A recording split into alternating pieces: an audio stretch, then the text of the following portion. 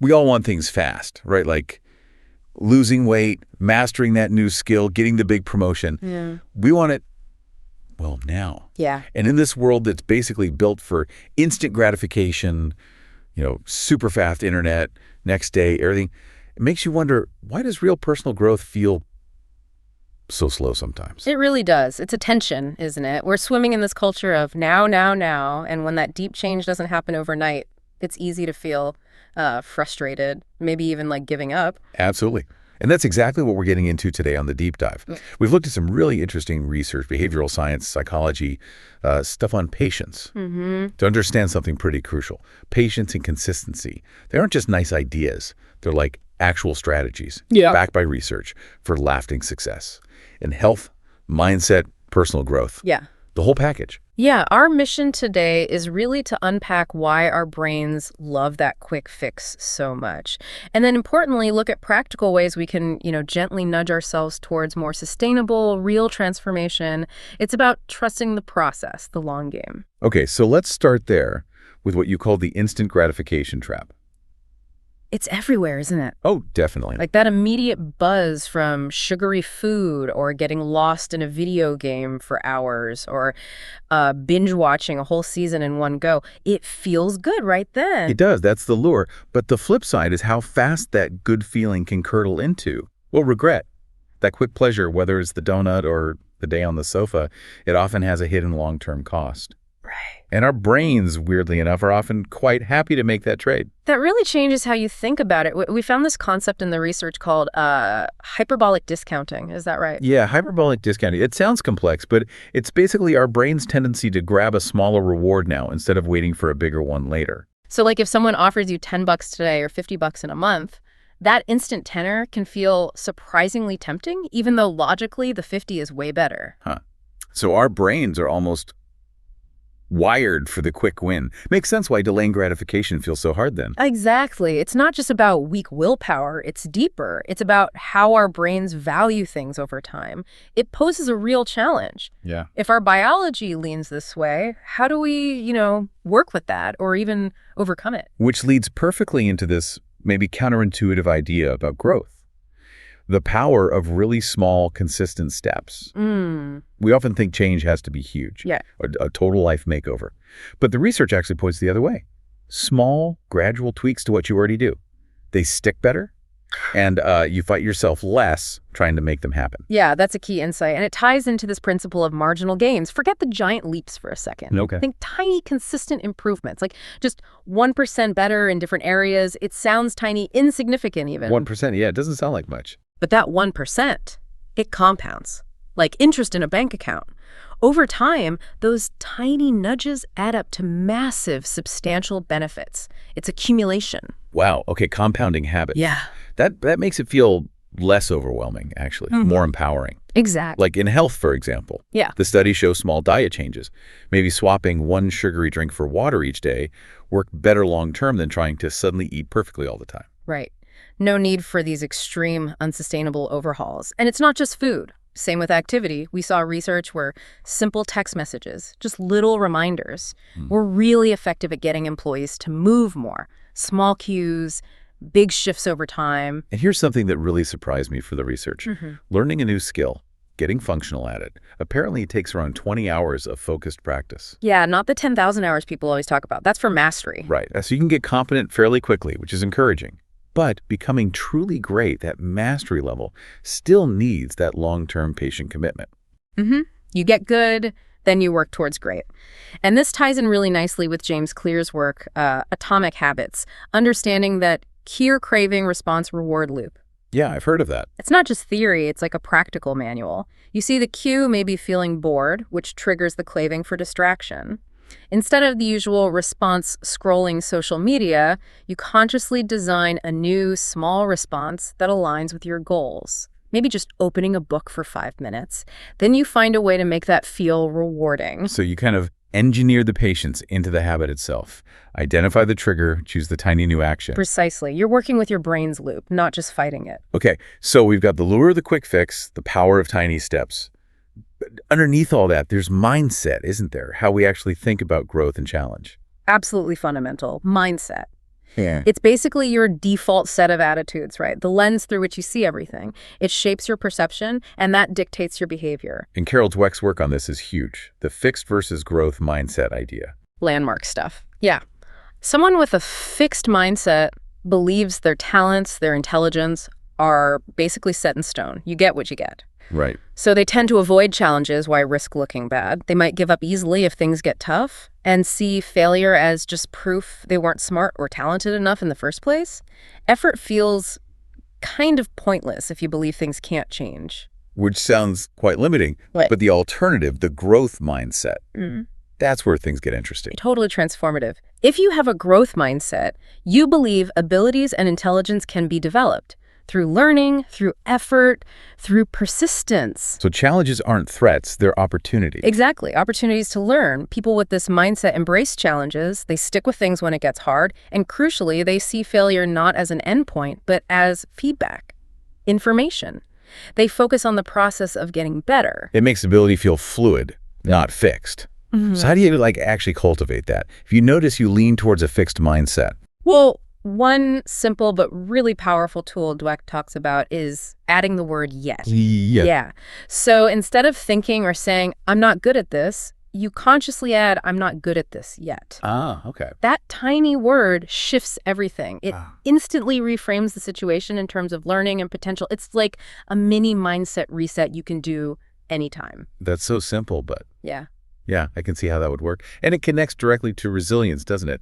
Bouncing back from tough times. absolutely. Resilience, that ability to cope and even thrive despite adversity, is hugely boosted by a growth mindset. If you fundamentally believe you can learn and adapt, even when things are really difficult, you're much more likely to persevere and come out stronger. Okay, this is all making sense. Which brings us to patience itself. Not just waiting, but something more active. Exactly. This is key. The research emphasizes that patience isn't passive waiting. It's not meekness. It's described as an engaged practice. Engaged practice. How so? Think of it as actively accepting delays, difficulties, frustrations, but without getting totally derailed by them. It requires strength, focus, attention. Like a sailor in a storm, they aren't just passively hoping it passes. Right, they're adjusting the sails, steering. Yes. They're actively managing the situation, staying present within the difficulty, knowing their careful actions matter. Impatience, on the other hand, is often just a stressed-out, reactive flailing. That's a powerful reframe. Patience is a skill, not just a personality trait. And it's a skill with incredible benefits, backed by a surprising amount of research. Physically, for instance, patient people tend to experience fewer stress-related problems, things like ulcers, headaches, insomnia. Really? How does that work?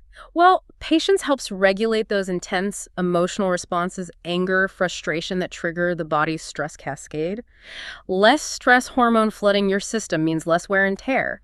It literally buffers your physical health. Wow. So it's not just about feeling calmer, it's physically protective and emotionally. Similar story. Patient individuals generally report less depression, fewer negative emotions overall. They cope better with stress, tend to be more optimistic, more grateful, have more hope, and even higher self-worth. It connects to a much deeper sense of well-being. That's huge. And it goes beyond just personal feelings, right? Yeah. How does it affect interactions with others? Yeah, the social benefits are really interesting. Patience seems to foster self-compassion first, being kinder to yourself when you mess up. Okay. And that naturally spills over into being more kind, more understanding towards other people. Patient folks are often found to be more empathetic, more forgiving, more agreeable, conscientious, even more generous and open to new ideas and experiences. It seems to touch almost every part of life. It really does. Fair. And there's one more layer. When you connect that patience to a deeper sense of purpose, why you're being patient, what goal you're working towards, it adds this extra fuel. It boosts motivation, helps you persevere even more, and leads to greater satisfaction when you finally reach that goal. Knowing the why makes the waiting meaningful. Okay, so this all sounds great in theory. But for someone listening right now, dealing with their busy life, feeling impatient, what are the practical things? How do we actually do this? How do we cultivate this engaged practice of patience? Great question. The research gives us some solid strategies. First up, emotional reframing. You need to actively label your choices with strong emotions. Okay, like what? Like, label instant gratification as dumb or ineffective. Tell yourself it steals your control, your self-respect, and label delayed gratification as smart, effective. Frame it as giving you control, strength, building towards an awesome future. Actually saying or thinking these strong labels helps solidify your commitment. So you're consciously assigning value judgments to the choices. Interesting. Exactly. And pair that with cognitive reframing. Use logic. Remind yourself instant gratification isn't getting something versus nothing. It's choosing something small now over something much larger and better later. Right. The $10 versus $50 idea again. Yep, precisely. And here's a cool part.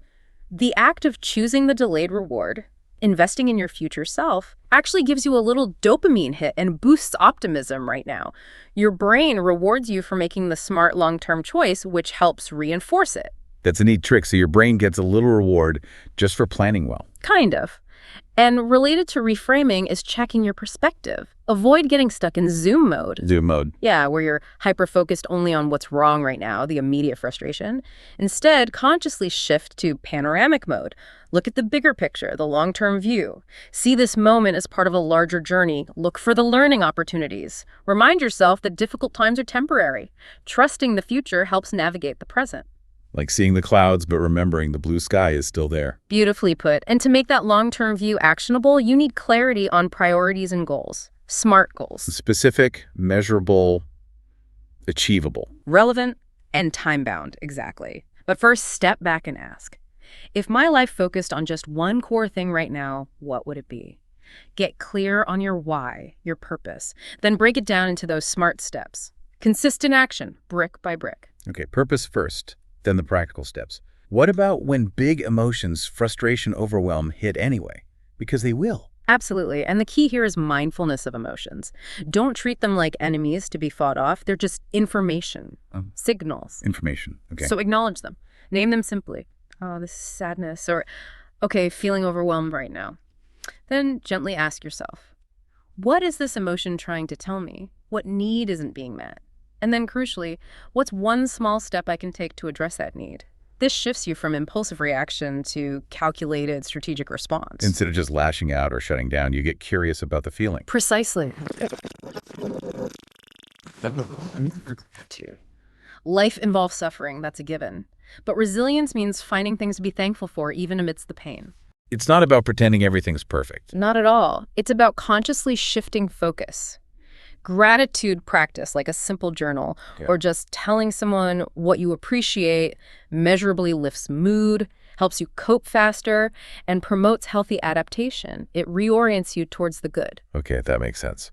And Finally, don't underestimate the power of connection. We all know about fight or flight as stress responses. Yeah. But there's another one less talked about. Tend and befriend. Tend and befriend. Yeah. It's about reaching out, connecting, caring for others when you're stressed. And remarkably, doing that actually changes your own body chemistry. It releases hormones like oxytocin, activating brain systems linked to hope, courage, empathy, trust, motivation, even self-control. Wait, so helping someone else when I'm stressed actually makes me feel better and more capable? It sounds backwards, but yes. The research suggests doing good deeds for others literally makes you more resilient, physically and mentally healthier.